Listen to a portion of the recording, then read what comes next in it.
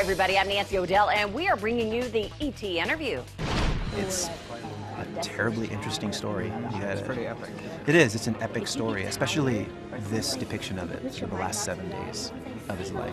Well, I don't think it's ever really gone away. I mean, if you look at it, think about how big the Da Vinci Code was a little bit ago, and Passion of the Christ and things like that. So it's never not relevant. It's just a matter of, you know, this play being put in this setting. I mean, you're taking a show and putting it in arenas, you know, which is huge.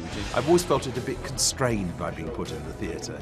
It wasn't written as a theatre piece. It was written as a rock album. I remember a review of it in Rolling Stone saying the thing about it is that people can make up a movie in their own minds. Yeah.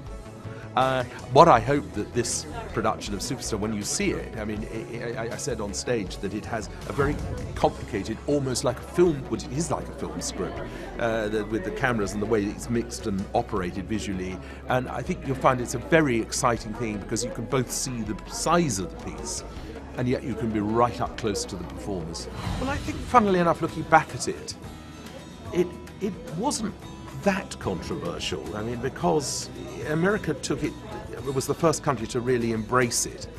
And always people notice protests, don't they? But it wasn't colossal. I mean, well, it was rather the other way around. I mean, it was people saying how wonderful it was that actually it was possible to discuss the whole thing seriously. People who protested loudly, most loudly, tend to be the ones who hadn't seen it.